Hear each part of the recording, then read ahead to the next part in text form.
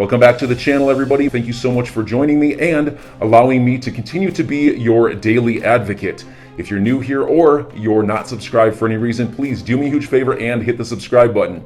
Thank you to all of you who have been watching and following me for so long. It truly means a lot, and I'm glad that I can be this person. Wanted to start right here and set the tone for really everything we're seeing in the market right now. We've seen growth assets get hit hard recently, and a lot of it had to do with the fact that people believed the Fed was going to be raising rates. Typically in traditional markets, this is a bad thing for growth assets and risk assets such as cryptocurrencies and growth-related stocks.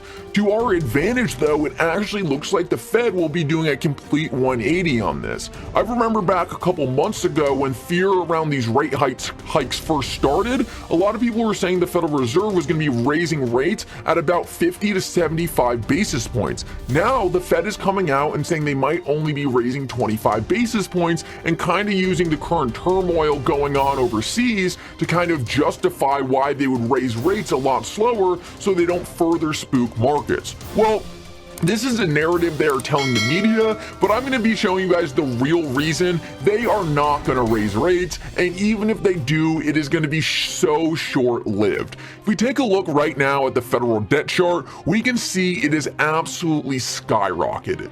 And if the Fed raises rates, these are the same rates they are going to have to pay on their own debt. Obviously, the Fed cannot raise rates that much without bankrupting the country. The Fed needs to be very conservative with how much they're raising rates because it actually severely impacts them. This is why over the past couple years, whenever the Fed has tried to raise rates, they've always 180'd and done a U-turn because they always increase the interest rate to a point where it actually starts really hurting them because their own debt is so out of control. This is one reason we know even if the Fed does try to raise rates, they're going to be constantly looking for excuses not to. They need to try to raise rates because obviously it looks horrible if we have inflation running rampant and the Fed's like, no, we're not going to do anything. The Fed wants to try to pretend to do something, but at the end of the day, if they do anything that is actually going to help the inflation problem, which is the whole reason they are saying they needed to raise rates, they're just going to end up forcing the US to default on their own debts because the US cannot handle these higher interest rates. I think this is super important to understand because I believe the Fed is going to keep looking to different crises in the world to try to say we're not going to end up raising rates as much as a lot of people think we need to. This is going to be super bullish for cryptocurrencies because as soon as this narrative goes away of thinking the Fed is going to raise rates, all the money that has been scared out of these assets is going to flow back in, and we are going to see a ton of value come back into the sector. Not only that though, but that is just the speculative nature about how the markets works. We know cryptocurrencies are so much more than that and have real world utility that is changing the world. This is one of the most important things, and it's a hard concept to grasp, but it's the concept of money velocity. I'm going to be doing a whole video on this, but this is just a great comment by Raoul Paul right here, and I wanted to break it down for you guys because this is really going to get you started and thinking about this concept. Can do other countries. I mean, I'm in Utah right now, and the taxi driver, I always chat to the taxi driver and I asked him where he's from. He said, Sri Lanka. I said, how's things in Sri Lanka? And he said, terrible. I said, why, what's going on? He said, well, people are out in the streets rioting or protesting. There's massive queues outside the gas stations. I said, yeah, gas prices are high. He goes, well, that's not the issue. The issue is the government's run out of dollars to pay for them. So they just didn't buy enough gas. So there's not enough gas for the country. These are the kind of linkages that happen in situations like this. If Russia remains out of the global system, which looks increasingly likely, then we probably have a big liquidity problem. And that spits around the world in various ways. So I'm just going to cut it off right here because he already addressed the super significant point. One of the biggest problems in the world right now isn't the fact that we don't have the value to solve this liquidity problem he's talking about. It's the fact that we can't get the liquidity from place to place fast enough. This is solved by cryptocurrencies and specifically XRP. So many experts have come out and said the 2008 financial crisis wouldn't even have happened if cryptocurrencies were the underlying asset used to move value across our financial system. That is because all the banks that needed money instantaneously could have been helped much quicker and not forced to go extended amounts of times with their balance sheets being destroyed. Faster liquidity and increasing the money velocity is going to drastically change our financial system. It's going to make it so companies can move at exponentially faster paces and make it so their business can grow so much faster. Not only that, but it's going to cause these issues of liquidity that we're seeing right now in the world, and the same issues we saw in the 2008 financial crisis completely solved by the ability to instantly source value. This is huge, and what Raoul Pal is saying here is the problem we're seeing in the world right now is solved by a technology, and that is the cryptocurrencies you and I own. Now you might be wondering, is it going to be the cryptocurrencies you and I own, or are they going to be private cryptocurrencies, private currencies made by the government? I'm going to be showing you guys a very interesting clip from Brian Brooks about that, so you guys are definitely going to want to stick around for that. I wanted to show you this real quick though, because just like Raoul Pal was saying, we have big issues with liquidity in our financial system, and that's why foundations like the Digital Pound Foundation are partnering with Ripple. They have already announced that they want to accelerate their timeline to move to a digital pound, and we can see right here they want to make money move like information. This is a direct quote that Ripple has been saying since 2013, and there is no doubt in my mind that when these future financial systems are built, they are going to be built on leading blockchain technologies like Ripple. It is going to change the way the payment system works, but more importantly, not just payments, but the entire way value moves anywhere in the world.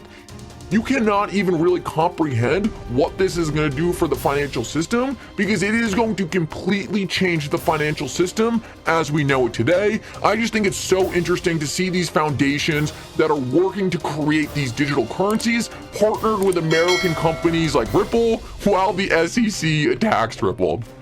I'm sure when this is over, Ripple will have their place with the US CBDC, but there is no doubt in my mind that this is where the world is going because of what Raoul Pal said. I want to keep moving though. This all goes to the great you-know-what. I don't want to say the word, but Wendy Rogers said no one is positioned for this except the elites. Let me tell you right now, we are positioned for this because we are in the assets that are going to be changing the world for the better. They're going to transform the financial system, and there is no doubt in my mind that we are in the assets that are going to lead the way to doing this.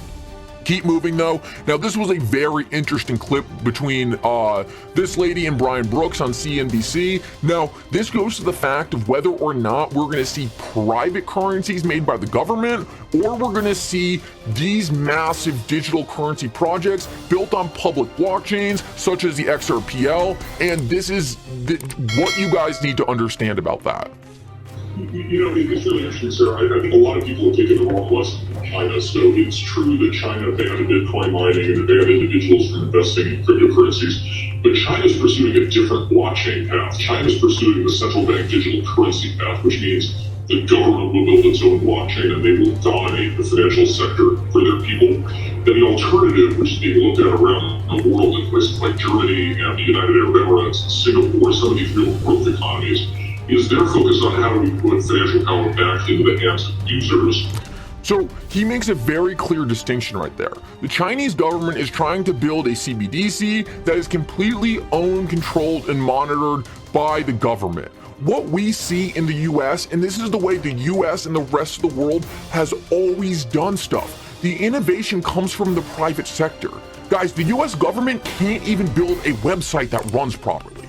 How are they going to build a CBDC? The answer is they're not. They're going to rely on the private sector, just like they rely on the private sector for cybersecurity and everything else they do. They always look to the private sector, and that's how innovation has prospered in the US, and that's how the US government has prospered. If it wasn't for the private sector, then our entire country would be run on websites that look like the DMV. It would be horrible, and the US is going to leverage the private companies it has for its blockchain strategy. Let me tell you who the leader of that's going to be. it's Ripple, and there's no question in my mind. I also think Circle is going to play an important role too, but that's another topic. Keep moving though. I thought this was super interesting out of Link to today, and I want to just address this Brad Garlinghouse interview real quick. I'm not going to play it because this video is already getting a little long, but in this video he says he was more impressed than he ever hoped to be about the recent executive order. I believe this is a very profound statement based on from someone who is currently in a massive fight with the US government. We know it's just the SEC, but the fact that he is so happy about this executive order shows that we should be happy about it too. Also, he seems very confident. Always love to see a confident CEO. The way he's taking more interviews right now, you can just tell the tides are in Ripple's favor, and Brad Garlinghouse knows it. Make sure you watch this on your own time. It's always good to listen to Brad Garlinghouse. I saw a pretty funny tweet. I forget who it was from. It was, whenever Brad Garlinghouse talks, I feel richer, and I feel the same way. Brad's one of those people who just really inspires confidence, so I always love listening to Brad. Last of all, I saw this email from, actually second to last of all, I saw this email from Link2, and I thought it was pretty interesting. 3 reasons to invest in Ripple today. Hester Peirce doesn't think the SEC is going to win. Settlement talks have already started between April and May. I'm not exactly sure where they're getting this time frame from, but we do know settlement talks are always going on, and I personally think this is going to end in a settlement. I think the judge is going to tell both sides, and this is kind of the third point, to get together and figure this out, because if she's going to have to make the ruling, neither side is going to like it. I think this ends in a settlement. The only way I don't think it does is if Ripple really just wants to take the distance because they're that confident in their case. But the good thing to know about that is I don't think it's going to go the distance because the SEC is confident. I think they realize they're in a bad position. Last of all, and I wanted to point this out, this is from David Lee. For those of you who don't follow him, I used to be a big member of the Tesla community before I really saw the same exact things going on in the early Tesla days as I'm seeing right now in XRP and Ripple. A lot of FUD, a lot of people not understanding what's really happening. David Lee says, the more I look through the court docs filed yesterday, the more I think Elon Musk will prevail against the SEC. Guys, the more pressure the SEC has from these different parties, like Elon Musk, like Tesla, and like the XRP army continues to pressure them through Connect to Congress, through John Dean, the more the SEC is gonna have to cave. At the end of the day, congressmen and congresswomen do not like hearing their constituents complaining about an agency that's supposed to protect them. This is how we put pressure on an agency who really doesn't feel a lot of pressure. And the more attention Elon Musk brings to this, the more it helps us out, regardless of whether or not he's directly talking about XRP. So enjoy your day, everybody. I'm always here for you. Leave any comments or questions below, and be sure to subscribe. But thanks, everybody. I really appreciate you. Enjoy your day, and I always have your back. So thanks so much, everybody.